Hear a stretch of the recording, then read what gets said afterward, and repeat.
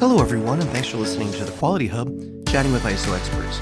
I'm your host, Xavier Francis, and on today's podcast, we're going to be talking about ISO risk management and how businesses can identify, manage, and mitigate risks effectively to ensure sustainable growth. I've got three fantastic past guests, Scott Dawson, President, Brian Smatko, and Bruce Newman, Consultants, all here from Core Business Solutions. And they're going to be helping us understand how risk management works and why it matters. Let's jump right in. So Scott, why don't you kick things off by explaining what exactly we mean by risk and why managing it is so crucial?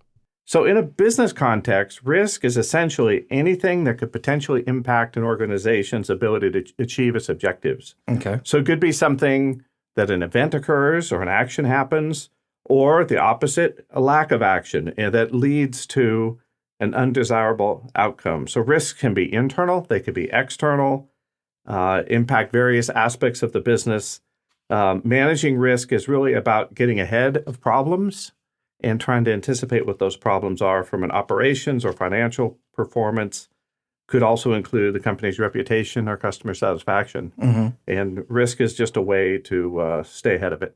Okay. A lot of people might look at it reactionary. This is thinking more about it being proactive and thinking about it before it may occur. Yeah, exactly right. Yep. So as you said, every business has risks, and we need to manage them. What might that entail? Well, so when you use the term risk management, you're often thinking about it from a process point of view. Okay. Just thinking logically through it, before you could manage something, you'd have to identify it. Mm-hmm. So you'd have to know what it is that could occur, what might happen, how serious is it? So that's kind of the assessing phase. Mm-hmm. And then how would we control that problem or potential problem before it occurs? Right.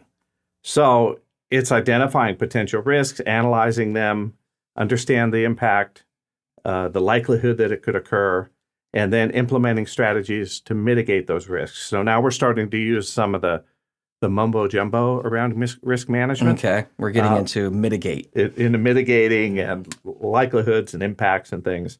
But all of those are just ways to kind of think through these problems before they occur. And you can't necessarily eliminate all risk. Mm-hmm. I think that's an unrealistic thing to strive for.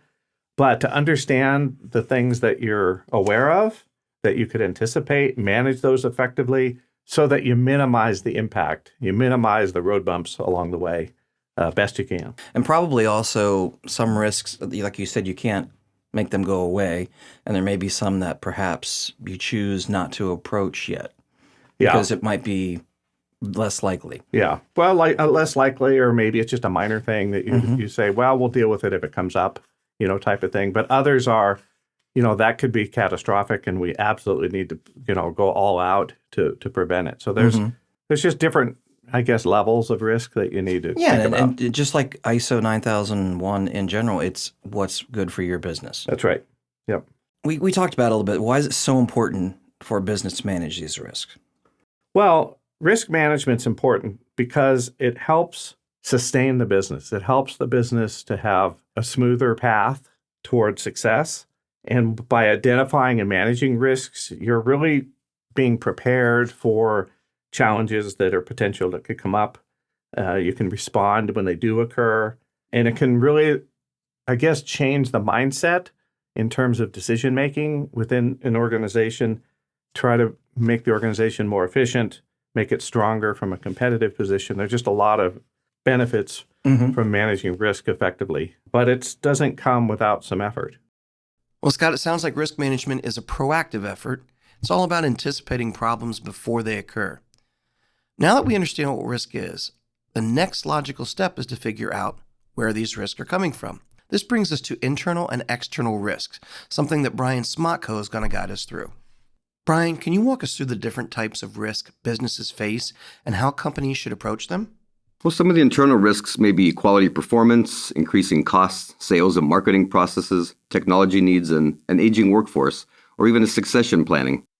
Some external risks may be industry trends, competition, employment market, or legal or regulatory compliance. So internal is going to be something that is within your business that you can control, probably a little bit easier than some of the external ones, perhaps. Absolutely. You don't know what the regulatory might come down from some governmental department.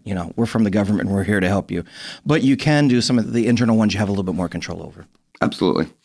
So what do you recommend our customers do when trying to, they've determined what the internal and external risks might be. What's the next step? We recommend that our customers go through a risk analysis and identify specific risks and how they can impact your specific company so that you can make a more proactive approach rather than a reactive approach. Yeah, I mean, that's certainly something that 9001 wants you to do, be a little more proactive than reactive. So kind of plan what you might have going in. Once you've identified those risks that your company is facing, what process can you use to prioritize these risks?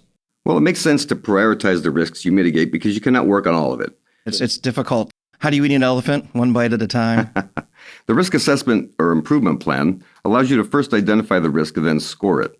We score it through using impact, likelihood, which gives us an overall risk level. And we take that overall risk level to identify which risks are the most impactful to our company. We then take that risk level and we identify the options of what we have available. For example, we would identify the risk concern for that particular risk. We would identify how it affects our company and list out the issues that it could potentially cause for us. So let's say aging workforce. You would list out, well, if we have somebody get sick, we might have a key member out that is in control of a lot of things, or maybe if you're machining, somebody who only knows how to run a certain lathe or a certain piece of machinery. So that would be that concern. Absolutely. Aging workforce, you would want to put some type of plan together to identify the risk, and then once you put the plan together of what you're going to do to mitigate that risk or at least lessen the severity to your company. You may want to go out and start a proactive approach to start recruitment, to get in some new recruits for the kind of positions that you're looking to fill, or even maybe partner with a school or some type of trade school that can fill in some of those positions.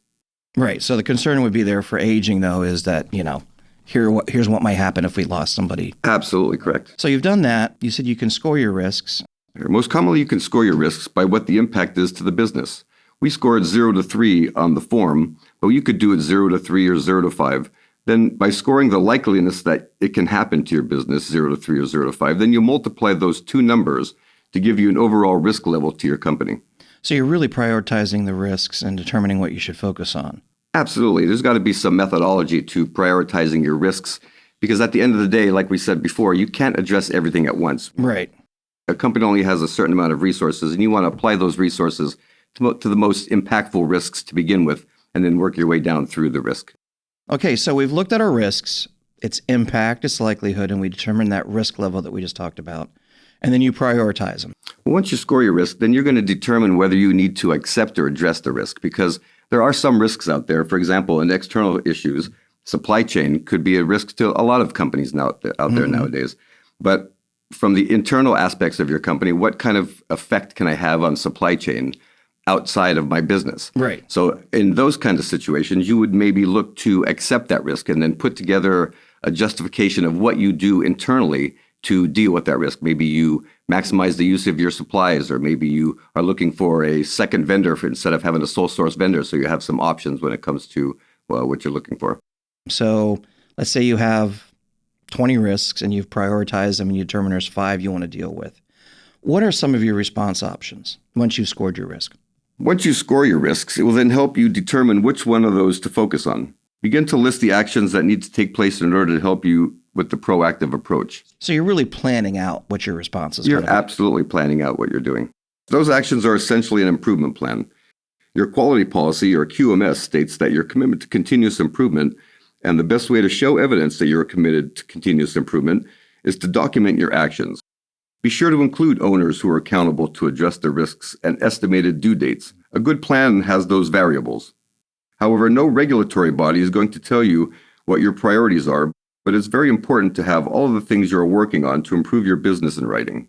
So you basically need to document it, and that's something that is required by the standard, correct? Absolutely. That's really insightful, Brian. Thank you. Identifying and scoring risks based on their likelihood and impact helps companies focus on what matters most. But it's also clear that prioritizing risk is just the beginning.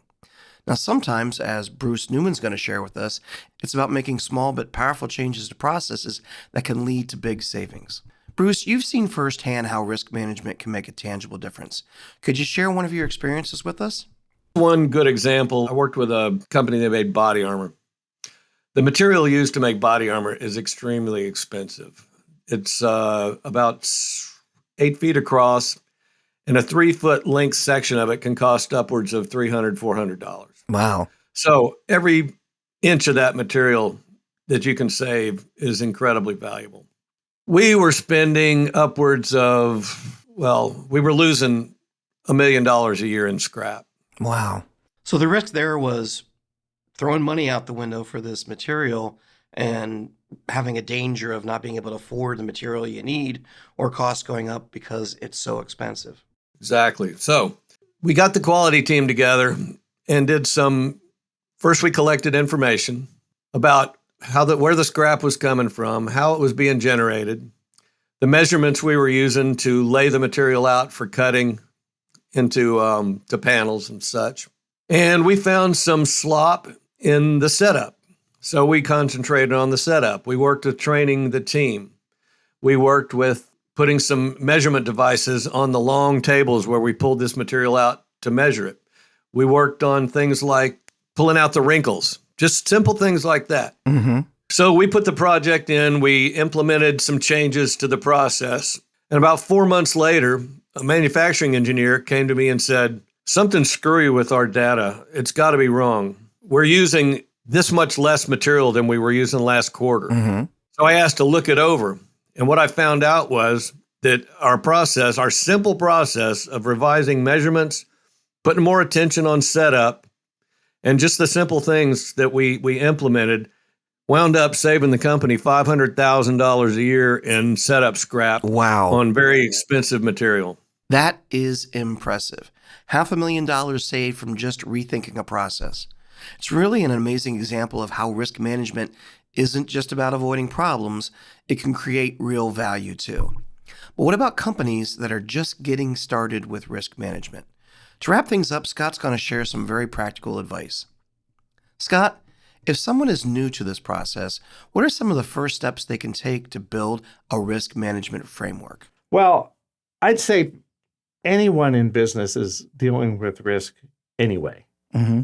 You're used to it. It's like you're used to the temperature of the water. Right. It doesn't shock you getting in. Oh, this is so cold. Well, no, I'm It's used just to what it is. Yeah. It's just what it is, right? But I think raising awareness that we can be proactive is a key aspect of this.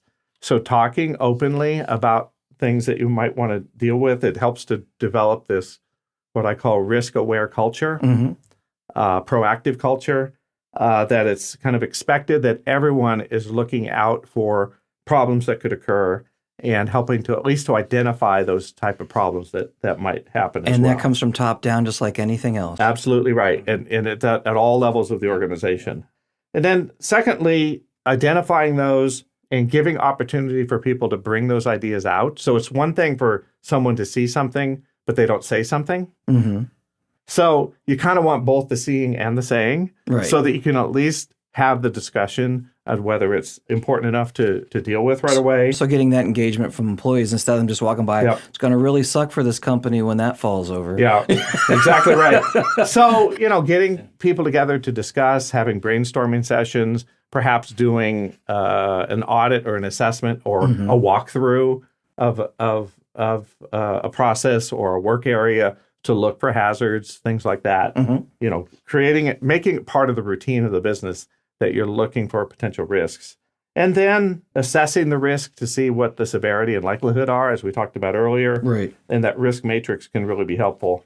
And then it's prioritize, manage, assign actions, and then we're down, to the hard work of getting things done. And once you get through all of that, assess the risk again.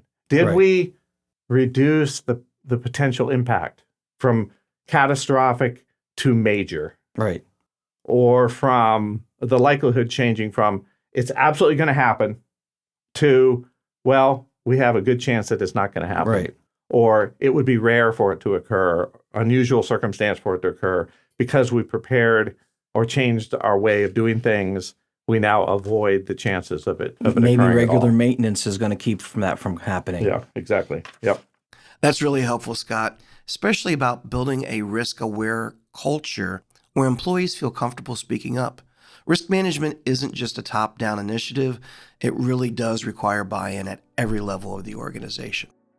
We really appreciate all of our guests today, and we hope that you, our listeners, have gained some valuable knowledge. Now, if you're looking for more information about core business solutions and how we can help you with ISO certification, cybersecurity, or even customized training, please email us at info@thecoresolution.com. You can also visit our website at www.thecoresolution.com. And if you haven't already followed us on your favorite podcast platform or YouTube channel, be sure to do so. That way you won't miss the next Quality Hub podcast when it's released next week. Have a great day.